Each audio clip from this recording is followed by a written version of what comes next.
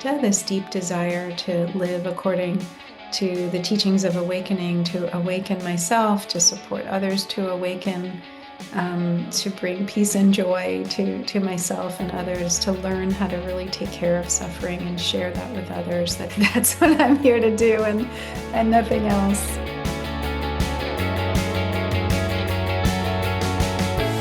Hello, and welcome back to Religion to Reality, the podcast about living an integrated life.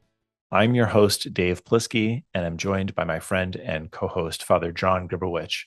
This season is all about listening, and to do that, we as Catholics are trying to listen from outside the church to a whole range of voices. We just finished up listening to a Hindu and a Catholic contextualizer about Hinduism in our last couple episodes, and this episode begins our Buddhism arc. And it's going to be a little bit longer of an arc.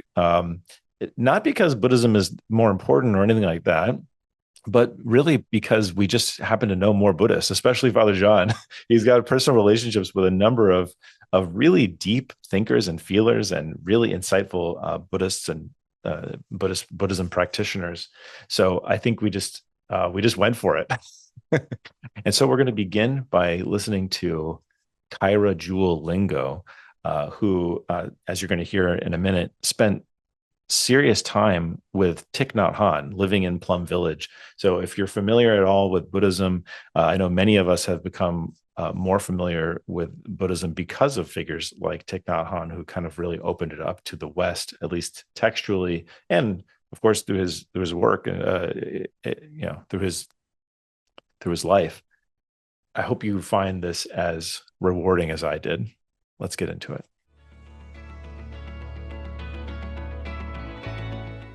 Kaira Jewel Lingo is a senior Dharma teacher in the Plum Village Zen lineage and a Vipassana teacher and a member of the Plum Village North American Dharma Teachers Council of Elders. Her work continues the engaged Buddhism developed by Thich Nhat Hanh, drawing inspiration from her parents' lives of service and her father's work with Martin Luther King Jr. After living as an ordained nun for 15 years in Thich Nhat Hanh's monastic community, Kaira Jewel now teaches internationally in the Zen and Vipassana traditions, as well as in secular mindfulness contexts. Her teaching focuses on the intersection of racial, climate, and social justice, with particular care for Black, Indigenous, and people of color communities, as well as activists, artists, educators, families, and youth. Based in New York, she offers spiritual mentoring and is faculty in a Buddhist eco-chaplaincy training and one of the guiding teachers of One Earth Sangha. She is the author of We Were Made for These Times, 10 Lessons in Moving Through Change, Loss, and Disruption, and co-author of Healing Our Way Home, Black Buddhist Teachings on Ancestors, Joy, and Liberation. Kaira, welcome to the show. Thank you so much. It's good to be with you. Yeah, it's great to have you. You and John know each other a bit. Is that right? Yes, primarily through Kaira's husband, Adam. Right. And I have to say, I was a very big fan of your book, We Were Made for These Times, and also Healing Our Way Home. And I've used a lot of the content from both of those books in different things I've done on my own. So thank you for letting me steal from you in lots of different ways. But it's an honor. But I've always really thought that it's so great to see a certain type of synergy that starts to emerge with various different traditions, and realizing that at the end of the day, the pursuit for spiritual development, formation, and what we even call religiosity, I think all just taps into what it means to be human. And I like to think of that when we look at the practices, especially within the Buddhist tradition, they're helping to make us human rather than maybe making us Buddhists, as we would maybe try to understand that from like some type of like doctrinal standpoint. So I've appreciated how what you've done is so accessible to so many. I guess that's what I'm trying to really get at. So, well, thank you. That's really lovely to hear. But I think a lot of that has to do with your own background and your own traditions. And I say that plural because of how many different types of things have influenced you. Yeah. And maybe we can just start with there. Can we just start to unpack, like Sure. how did you get to where you are today? Sure. And you can start wherever you want to start. Okay. Well, I would say both of my parents were real spiritual seekers. They were really committed. Like my mom went to look for her own church at age 12 on the west side of Chicago. Like she interviewed different churches. She went to different places on Sundays to figure out where she wanted to go to church. Um, and so she was just a very kind of precocious, very independent minded, just a really curious person who really wanted to understand. And she's been a devout Christian her whole life. Um, and my dad, so my mom is black from the west side of Chicago. My dad is a white Southerner who grew up really, I think, understanding the lies. I mean, early on in college was like really got that he'd been told a lot of lies about, white superiority and white supremacy. And so we really began to question that. And I think that was part of his faith journey that led him then to go to seminary and to become a minister. And then both of my parents met as, my dad had come to the west side of Chicago because he was part of this order ecumenical, this community that had set out to renew the church, to make, the Protestant church really um, responsive to the needs of the time. You could call it engaged Christianity, looking, through the lens of engaged Buddhism that Thich Nhat Hanh brought about, a kind of brought attention to. And so my mom got interested in this community, and they were both just spiritual seekers that were part of this community that was quite visionary. I mean, all communities have a shadow, all communities have um, you know, unexamined places. And so this community was not different. I mean, it had its shortcomings, but it was doing something pretty revolutionary at the time, which was really trying to say, it's possible for all of us to see ourselves as citizens of the earth and to work on behalf of everyone, including the poor, and to not use religion as a weapon, but to really go into places, villages, indigenous reservations, slums, um, rural areas, and to gather people in town meetings and say, what do you think your community needs? And then help that happen, driven by the people in that community. So they established, you know, thousands of these human development projects all over. There was one in every time zone, at the height of this community. So my parents were part of this community that was kind of um, uh, built it was structured around a monastic model. It was lay people with, couples with children, but we all lived very simply. People didn't have personal income. If people worked outside the community, they pooled their money. And so everyone got a very basic kind of stipend each month. And we had hand-me-down clothes, and we had in-kind food that was, kind of the food bank kind of food. Um, and so there was this real value of simplicity and then living communally. So we woke up every morning at 5 in the morning. On Easter morning, the words really came to me this year. Every morning, someone would come around with a bell and ring it outside your door and say, "Praise the Lord, Christ is risen." And we had to respond, "He is risen indeed." So they would know we were awake, and then they would go on to the next door. So we were in this 8-story old insurance building on the north side of Chicago by the time I came along. Our community had moved from the west side to the north side.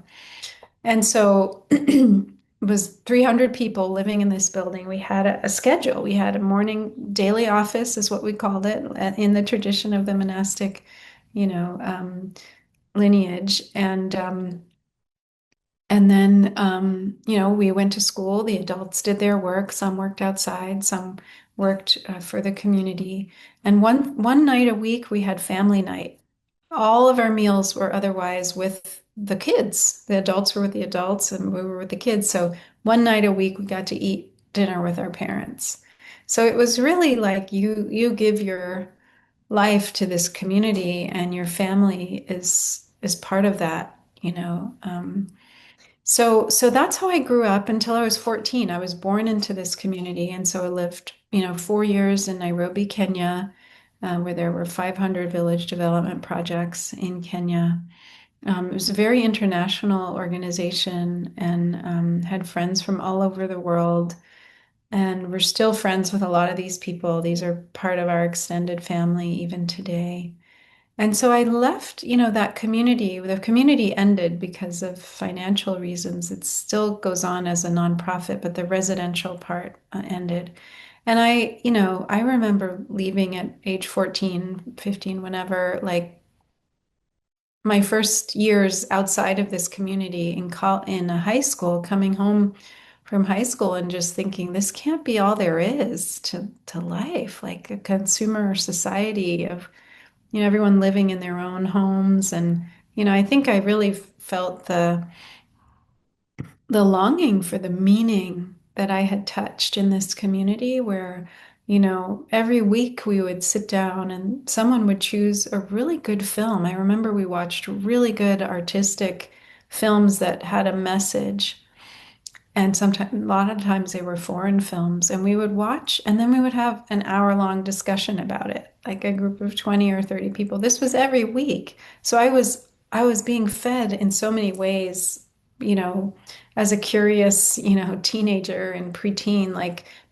adults cared about what we thought as kids. They asked us. We were part of discussion. So coming out of that to a single family home, going to high school and coming back, it didn't make sense for me, and I think I just was longing for the community that had just inspired me and made sense in terms of, living as a, yeah, as a person who belonged to the whole world, and that wasn't in a consumer, um,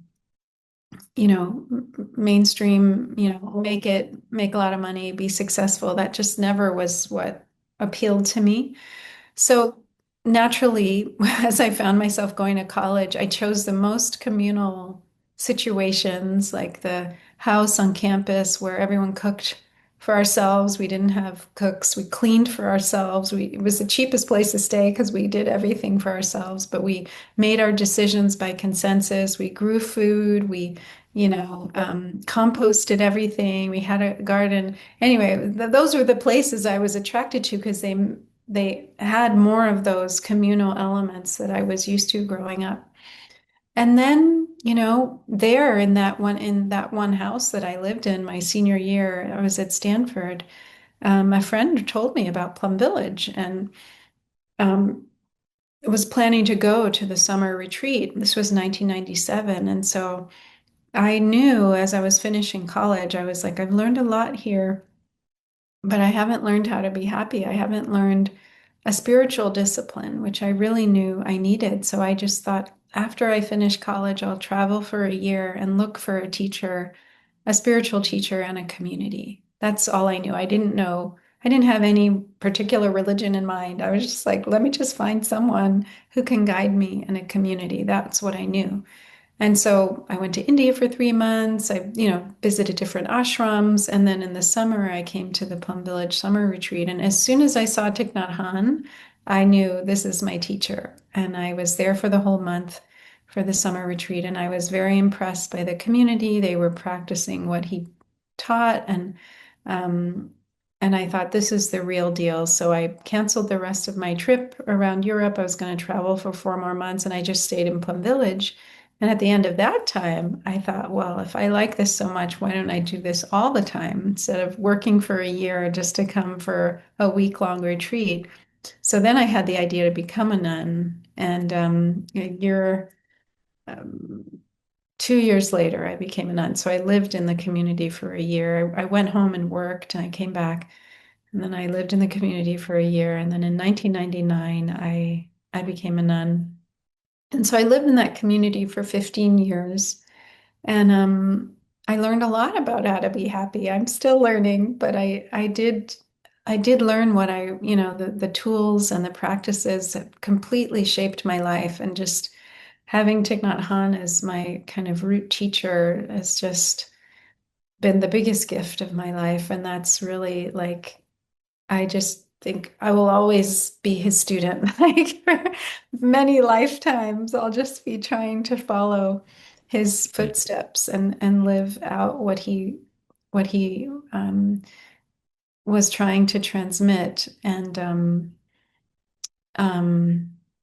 when I think about what is my purpose on this earth, I'm like, I just want to be a good continuation of Thai, we call Thich Nhat Hanh Thầy or teacher in Vietnamese. And so, I've had other wonderful teachers also that I deeply respect and admire. And I just feel like he opened the way for me of really helping me see like my bodhicitta, this deep desire to live according to the teachings of awakening, to awaken myself, to support others to awaken, to bring peace and joy to myself and others, to learn how to really take care of suffering and share that with others. That's really, um, I'm really clear. That's what I'm here to do, and nothing else. And So yeah, that's I guess how I mean I left that monastic life over five years ago, 10 years ago now. Yes, 10 years ago. And so I've been living as a lay teacher, practitioner since then, and just still, trying um to learn and grow and share what I've received. And now as a married person married to an Episcopal priest, someone who shares the fervor that I have of spiritual practice, but it's just in this different form of a Christian. And having grown up Christian, there's so much that resonates, but I never studied and learned the way I learned so much from Adam. Oh, the Bible says that. Oh, that's why Jesus said that. It's like it's so wonderful to hear him as he prepares the sermon or as he tells me some background of, the deeper meaning of something that, you just learn on the surface in a basic kind of Christian education. So it's just so wonderful to be in an interfaith marriage and doing this work together of trying to create a center where people can come and practice together and with informed by these traditions. So all of that just feels very rich and Adam has shaped me as well, even though it's just been the last 6 years. He's really shaped who I am as well in this new form that I'm growing into. I think it's just so beautiful to hear about how you both form each other through your different traditions, experiences. I mean, as someone who's worked with married couples, I mean, a great source of tension can often be different religious traditions, different Mm, ideas of spirituality. yeah. But to be able to see how they come together in a very beautiful way is just very hopeful for anyone to hear. Mhm. Um, Actually, let's just talk a little bit about Thich Nhat Hanh, just because you had so much time with him. Mhm. That's where I was going to What, go too. yeah, tell us a little bit like what you found compelling about him, like personally. Like, I mean, I've read tons of his books. I've heard him talk in different ways, but like when you are there. What was it saying? Like when you said he's the real deal, what made Mhm. him the real deal in your mind? And did Yeah. and did and did he also ever let you down too? Let's see if we go there too, Mm, you know? mm. I think he was the real deal for me because he really practiced what he preached. Like I never saw him rush. Um, I mean, he could walk fast. When we even had jogging meditation sometimes if we were out doing our slow walking meditation as a group, because every day we would have, a period of 1 hour of walking meditation outside. And when he would lead us, he would walk very slowly, very mindfully. It was just so beautiful to walk with him in the community and really like relax and really just feel you just didn't have to get anywhere. You could take in the beauty. We were in this beautiful, southwestern French countryside. And And if it rained, he would start jogging meditation. So he could move fast, but he didn't move uh unmindfully. Like he just, whether he was, on his own or with people, like he was really like fully there. And it was very powerful. Like I had several experiences where he was so present that he burned away something that was uh, in me that was preventing me from, kind of being fully myself.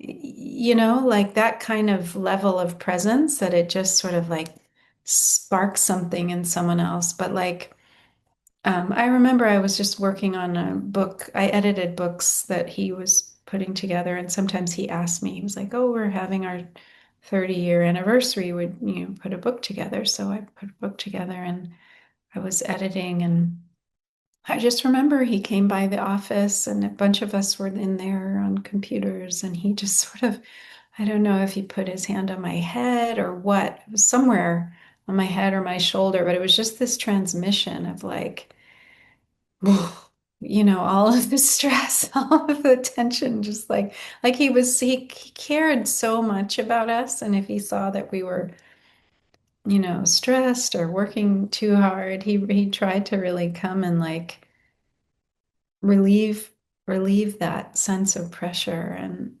he would always say it doesn't have to be perfect, like don't go overboard trying to make it perfect. But he was just someone who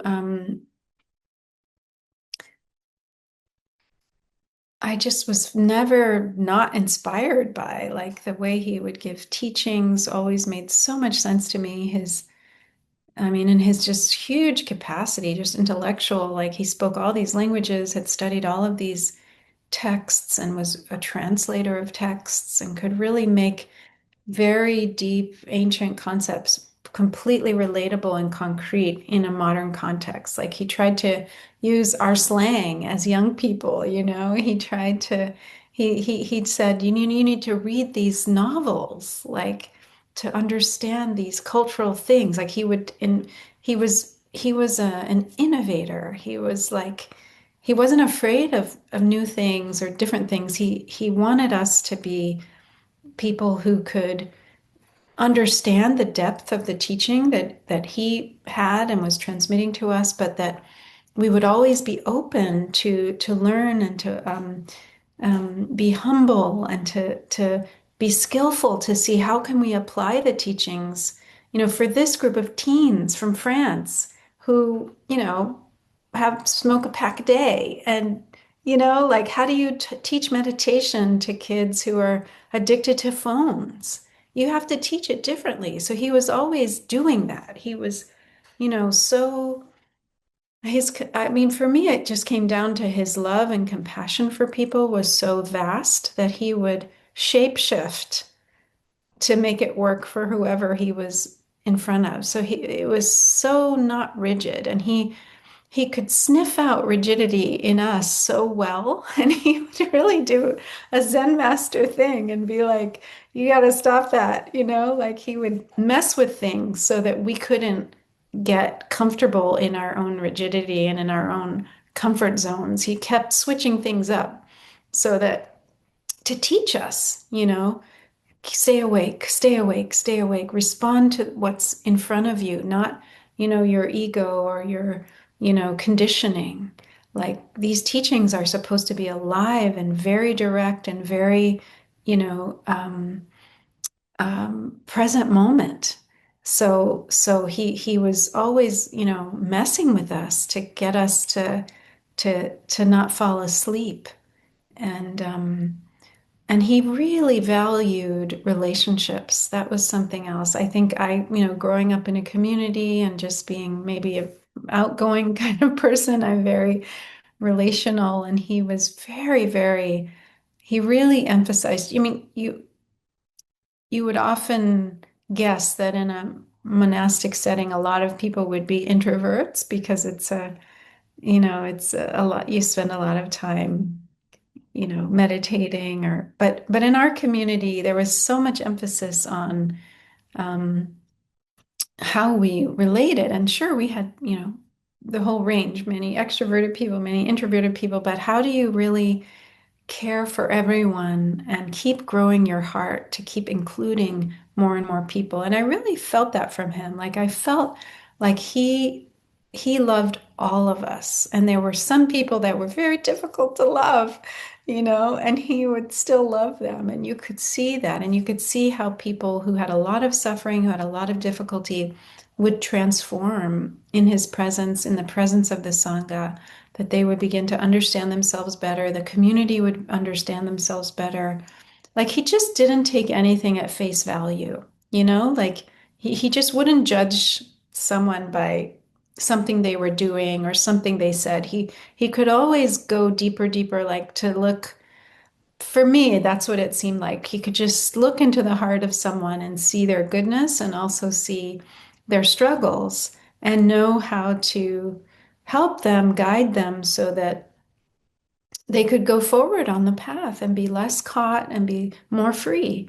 And so, I mean, as far as did he ever let me down, I know there was one time where I wrote him a letter about something that I thought was not right that had happened in the community where I felt like there might have been you know, um, some way of listening to some people more than others that seemed not fair. So I said that to him in a letter, and he came back. I mean, I think a number of people might have written different things about different situations. And it was the beginning of the winter retreat. We were all gathered in one place for this retreat, which was rare. Usually we're all in separate monasteries. So he was with all of his students, all the monastic students, hundreds of us, probably 400 of us.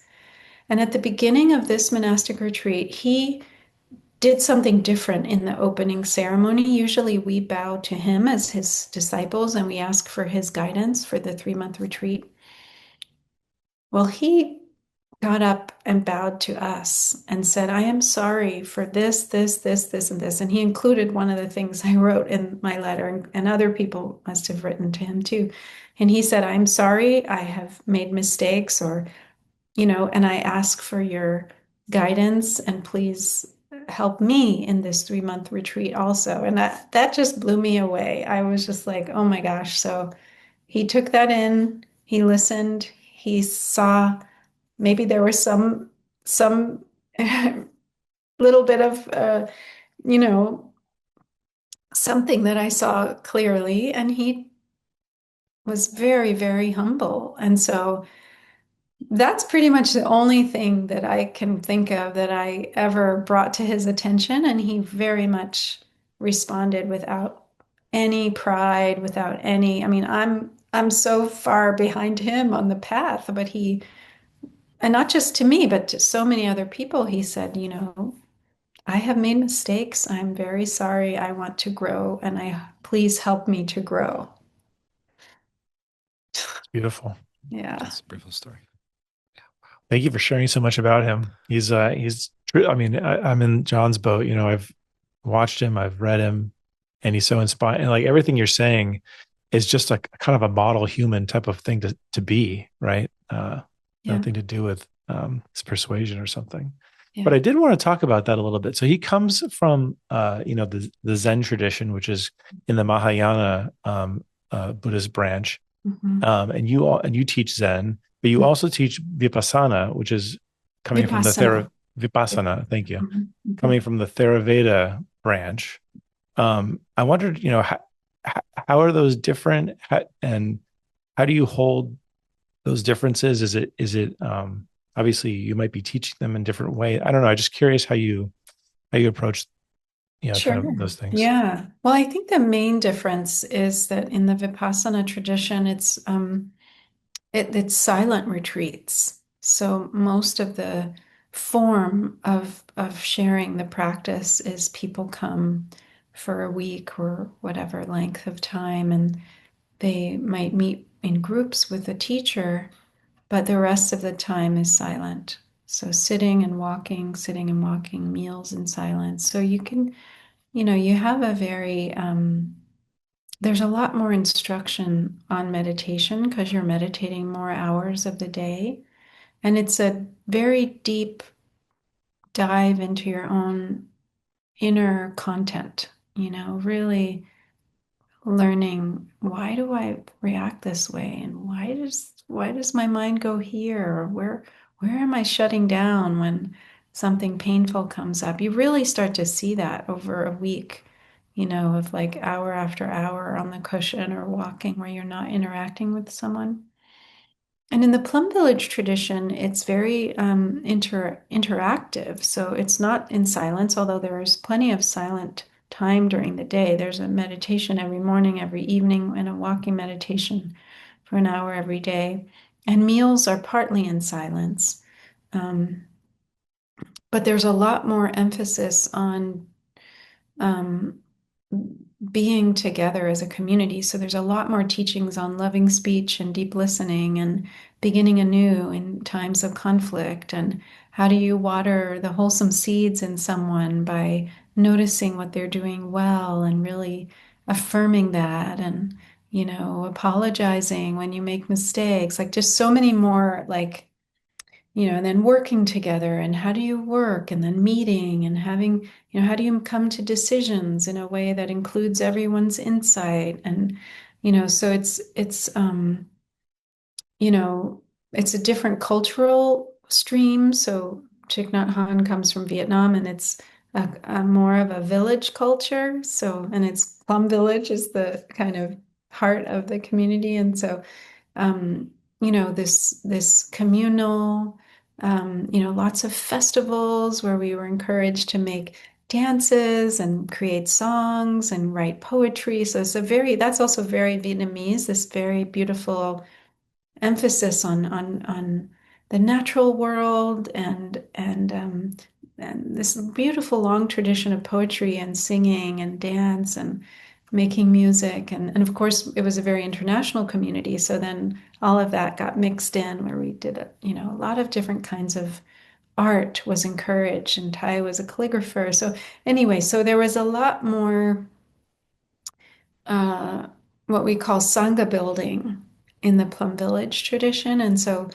plenty of instruction on meditation and walking meditation, but a lot more emphasis on like how you practice in your everyday life.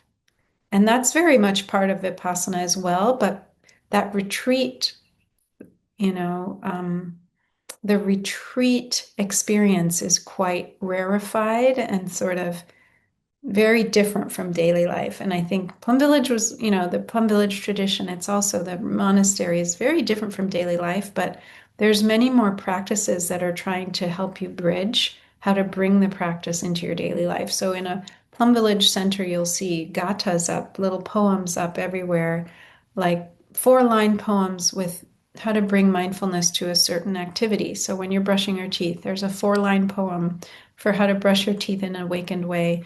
Going to the bathroom, there's a 4-line poem about, you know, going to the bathroom. There's a 4-line poem for taking a shower, for taking out the trash, for getting dressed, for drinking tea, for going into the meditation hall. So all of these things support you then when you go back to your daily life, that you've done these tiny little details with a lot more attentiveness.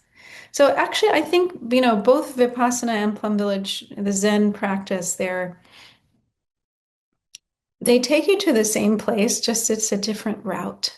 Because if you're doing Vipassana and you're paying attention to every little detail because it's so silent, and you're asked, you're invited to slow things down and to notice even your intention before you do something. Like you notice your intention before you turn the doorknob, that you have the intention to do that. That's a feature of our mind. We have a little moment of intention before we do such a simple act. You can slow things down to notice. So if you're learning that on a retreat, when you come home, some of that's going to shift how you do things because you've paid so much attention.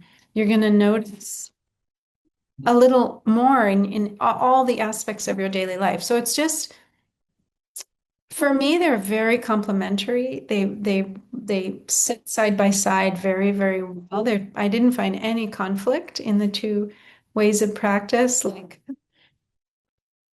I think it can be very beneficial to be completely in silence, to really have that deepening experience of yourself. And then it can be very powerful to be in a retreat where you're mindful but talking, and where you have to practice mindfulness of speech and mindful listening and, mindful, it's like a lot of group process learning. How do you work with someone who's really suffering a lot? Maybe that person's you. How does the group hold that? How does the group, support someone and stay grounded and not get depleted? All these things, those are real skills, right? So I think, they complement each other very well, um and they kind of speak to various parts of our spiritual experience from different angles. So much of our emphasis this season of Religion to Reality is focusing on how can, say, Catholics be more receptive, better listeners, more attentive to ways that the spirit is working outside of, say, the defined parameters of institutional Catholicism. And so that's why we like hearing from so many different perspectives. And you've given us so much to already just to meditate upon on how that really reflects to anyone's disposition on how to show up to life, Mhm. and also to recognize, I would say, an incarnational spirituality, that every situation has something more than what we can see, that there's Mhm. something that is showing us a vast interconnectivity, especially with people that we meet that maybe sometimes we don't automatically connect with for whatever reason, but there's something more there that needs to be explored. Mhm. So maybe like in your experience, being so deeply rooted now in the different practices that you have kind of really have embodied, uh, what what what would Christianity learn, or how could Christianity benefit from what you have been able to experience in the context of how you understood Christianity from your experience of that as well? Like, how did they feed each other? Like, was there a point where it's like, okay, my Christian upbringing and that sense of Christian community, that's done now. I'm onto something else, or like, does it feed it? Is there Totally. an interplay? Because how Yeah. does that relate for like the Catholic or the Christian today to realize there's something of tremendous benefit that, say, the Buddhist tradition offers in order to become a better Christian, a better Catholic, you know? Exactly. Yeah. I mean, Ty really encouraged us to go back to our spiritual roots.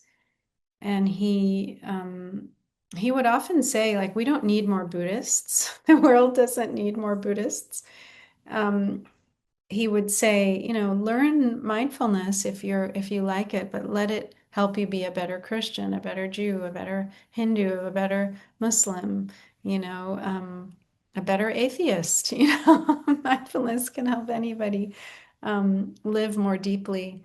Um, and so I definitely felt like I never experienced that I stopped being Christian just because I became a Buddhist. Like, and Tai had on his altar a picture of Jesus and Buddha arm in arm, hugging each other. And he bowed to that image every day. Like, he loved Jesus Christ. Tai was deeply, deeply inspired by um, the teachings of Jesus and had a lot of respect. I mean, he wrote two books on Buddhism and Christianity, and every Christmas, every Easter, he would do some kind of talk that really honored that moment in the Christian year. I remember people coming to spend Christmas with us and saying, "This is the best Christmas I've ever had." And we really did Christmas like we did a special procession with candelaria, lights in the paper bags, and we had a Christmas play every year. We had gifts, we had Christmas trees, we sang Christmas carols. We would go Mm. caroling to our neighbors. They would burst into tears because we had this four-part harmony of Christmas carols. So I mean, so many of us monastics were from the West. And so this was our tradition. And so it was a way to stay connected to our own ancestral traditions, and we would sing gospel songs, and there was just a lot of Christianity that was very beloved in our Buddhist world. And so um, I and Ty would often talk about the dual belonging, right? And one of our senior nuns, Sister Annabelle Leahy, Sister Chanduk, wrote a book on mindfulness for Christians because she also grew up Christian, and was trying to just keep being a bridge, like Ty had been a bridge. And so Ty would say, you can have dual belonging. And if you were raised Christian, he never wanted you to be separated from that, because he talked about how a tree without roots can't survive. So we need to stay connected to our roots, even if we are in a new, in this current time, we're in a Buddhist, our what we're drawn to is Buddhist practice. We still want to stay connected to our Christian roots. And so, 1 3-month Rains retreat, he spent the whole, he would give teachings twice a week. He spent the whole 3 months teaching on the rule of Saint Benedict, Mm. and reading each passage and giving an interpretation from his perspective. So he really did a lot to encourage us to stay connected to our Christian roots. And so I think for, Catholics and anyone of any tradition, um, what I loved about Ty's teaching was he said, whatever tradition you're coming from, go back and find the gems in your tradition and really keep them strong. And every tradition has its shadow, has ways in which the teachings have been distorted or not transmitted well. And he would say, find those things out too and transform them. So that it was this double responsibility to both lift up the really wonderful things, because those are there in every single tradition and they need to be kept alive. They need to be, there's so many, it's like, I feel like traditions have left time capsules where the fullness of that wisdom will only be discovered by people later on. So there's still things that, Catholicism is blossoming, that might not have been like a seed was planted, but it might not have sprouted until, many centuries later. So there's still things that need to be discovered and brought up, like Father Thomas Keating and the monks in his monastery going back to the cloud of unknowing, and, these ancient texts where, people hadn't been practicing that for some time. So there's always things like that that need to be kept alive, and go back and find those things that have been lost or that have not gotten translated, bring them out. And then also um, the things that have gotten you know soured or twisted, or then we need to bring healing to those too. So that was his sort of teaching to everyone, whatever tradition we're part of. That's the work of every current generation. You mentioned all of the things that you're learning from Adam, and I wondered if we could flip that. And I Mhm. wanted to know, what are all the things he's learning from you? Well, I really am learning so much from him, and I'm so grateful. But I think, one of the things he's appreciated learning from me is walking meditation. He started to practice when in the mornings we would do a sit, and then we would do a walk just through the house, just slow walk, and being aware of our breath. And then he started to combine it with the Jesus prayer. So taking one step, Jesus, the next step, I trust you. Breathing in, Jesus, breathing out, I trust you.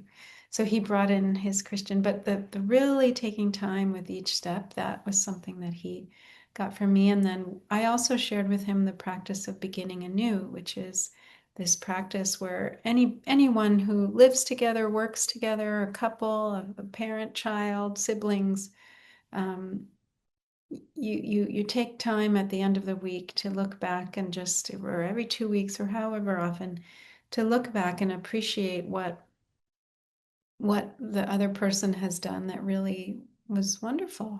You affirm the good things. We call it watering the flowers. So we say, I really appreciate that you know, made dinner that night and, or helped clean up when I was tired, or, thank you for taking care of our dog. And, this day I couldn't do this and you took care, or, just thank you for listening to me when I was down. And so you go back and you don't take it for granted.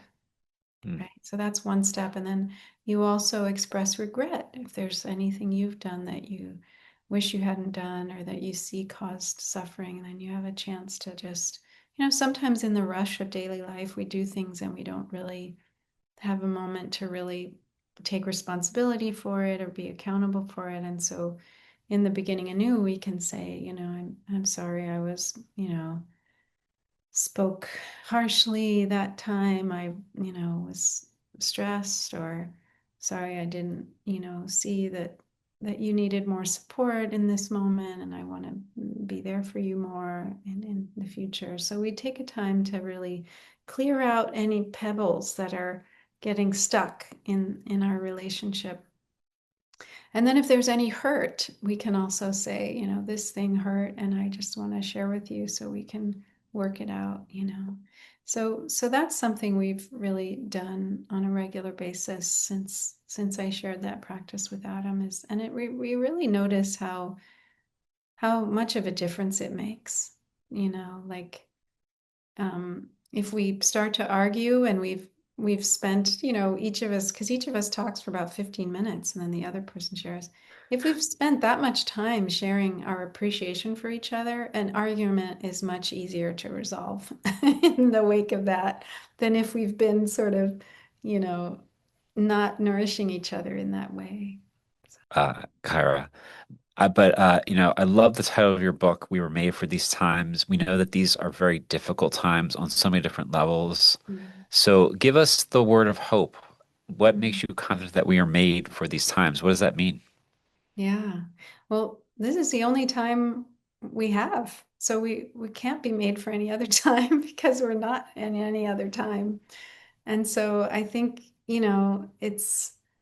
um it's also this sense of um, you know, leaning into the moment rather than away from it, to say, if we're here, we we do have what it takes to meet this moment and to respond in a way that's really going to be life-giving and supportive and transformative. And of course, we need each other for that. We're not doing this alone. We're not made for this time alone, right? We're doing this together.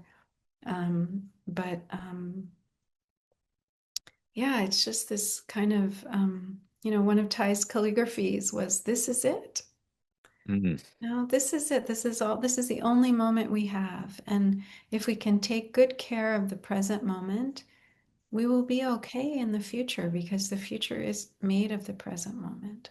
So all we have to do is take good care of this moment. We just take good care of our mind, our body, our breath, our relationships, the more than human beings in our world.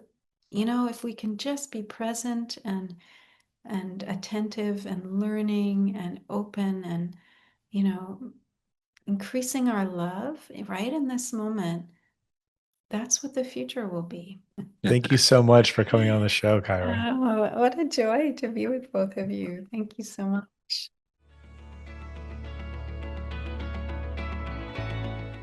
My, what a beautiful soul. we are so blessed to have been able to speak with Kaira Jewel Lingo. And I don't know. I just feel like we got this amazing insight. I just feel like we got to have this window into not only what her life a little bit was like during that formative time at Plum Village for her, but also even now, very practical and applicable, even though we're talking about such, deep contemplative ideas. So really, really wonderful.